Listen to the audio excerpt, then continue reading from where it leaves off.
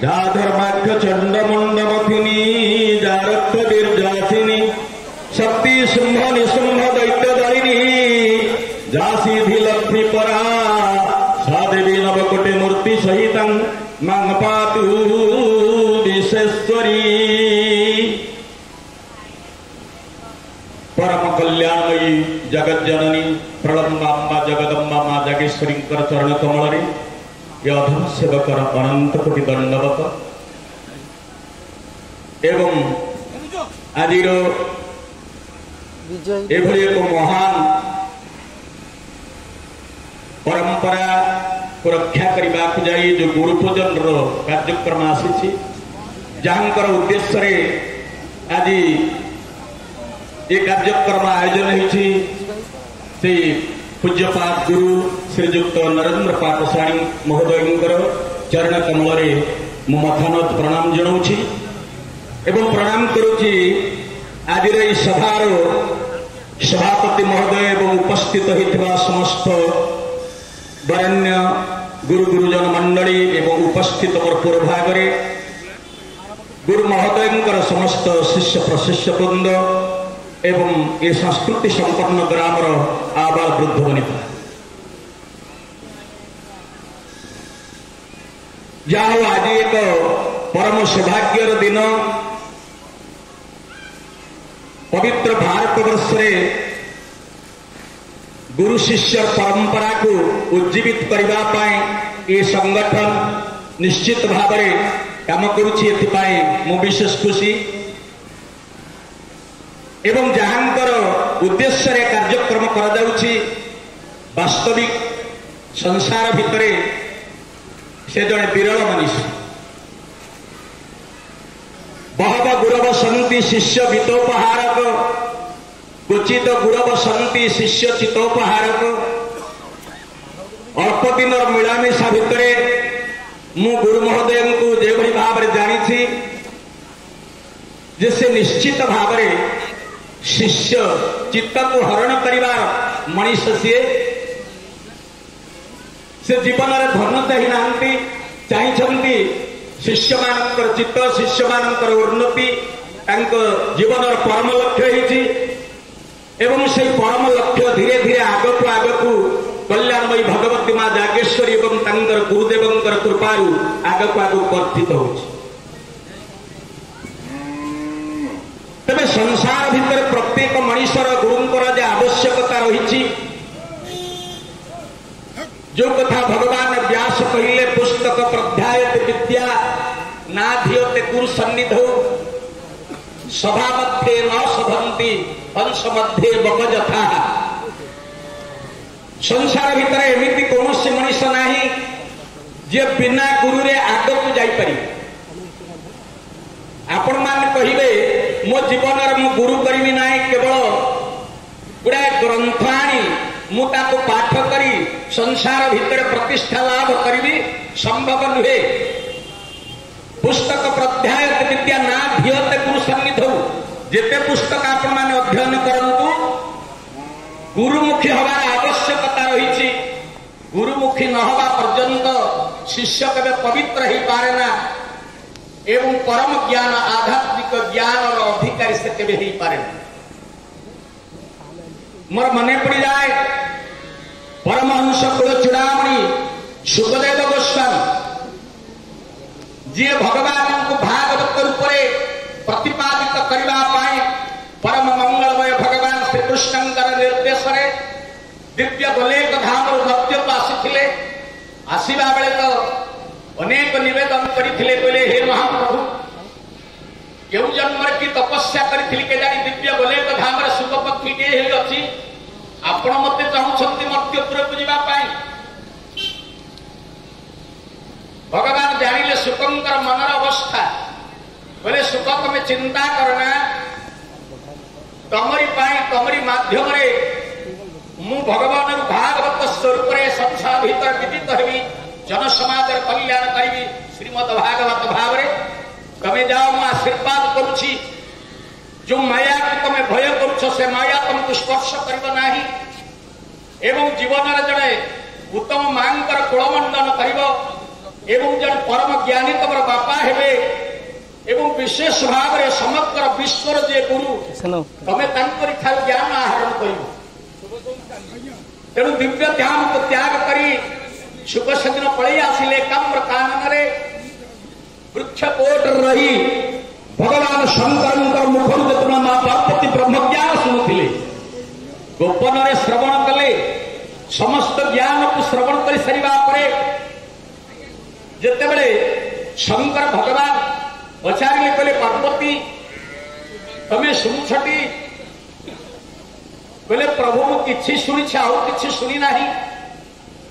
जदि तमें शुणी नाओ तेरे मत शुणा उत्तर दौला किए चाहिए भगवान शंकर कुआरे त्रिशूल धरी गोड़े शुक्ल प्राण विकल भगवान को चिंता कर आगक आगक धाइले आउ सत्यवती स्नान करुवा समय गर्भ भितर ये स्नान कर सारा मुख व्याघात कर गर्भरे आश्रय देले एवं सुखदेव गोस्वामी जन्म है प्रकाशित हो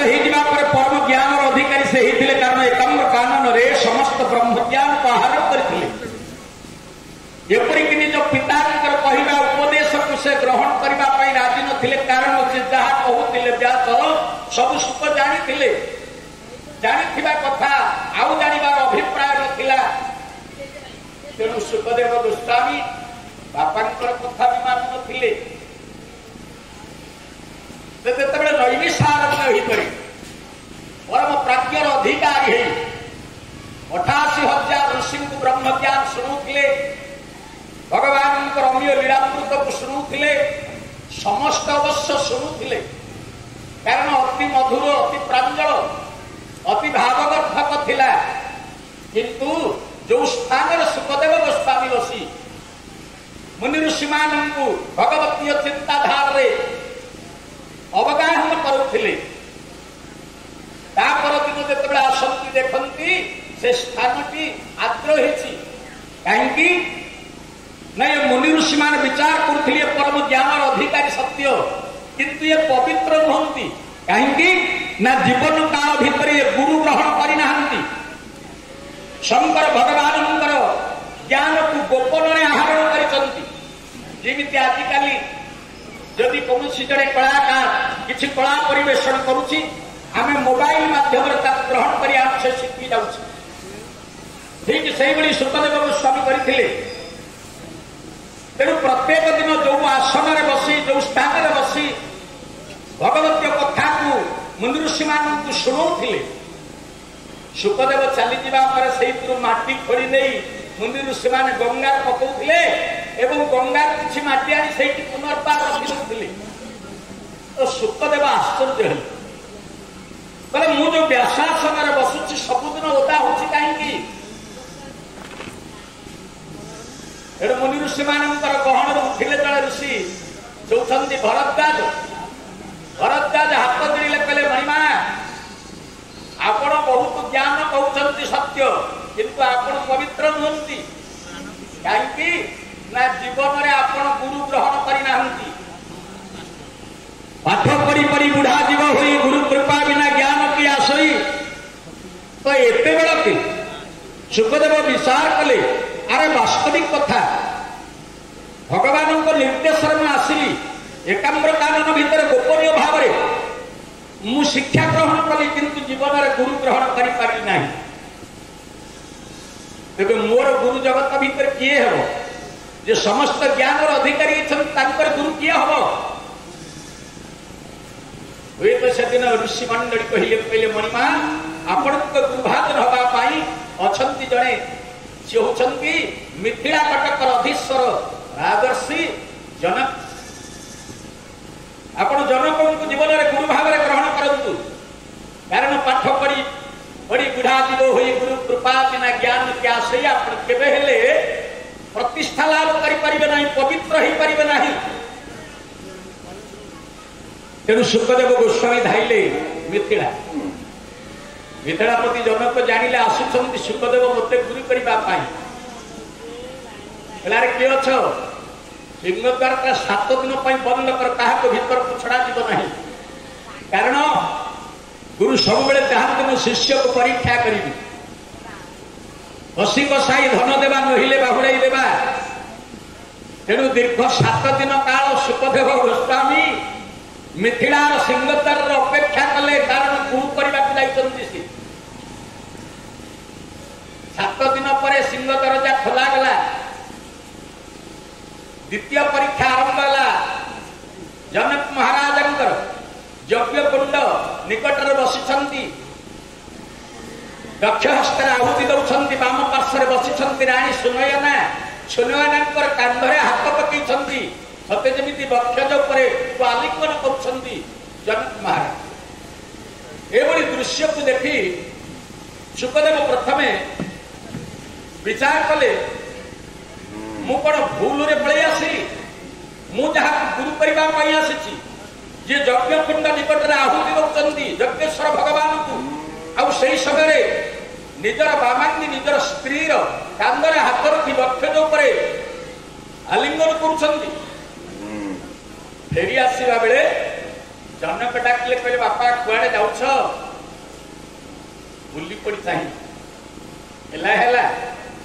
जो उद्देश्य नहीं आसीथिल से कथा पछ न कर, मोर गोटे छोटिया काम कर दियो।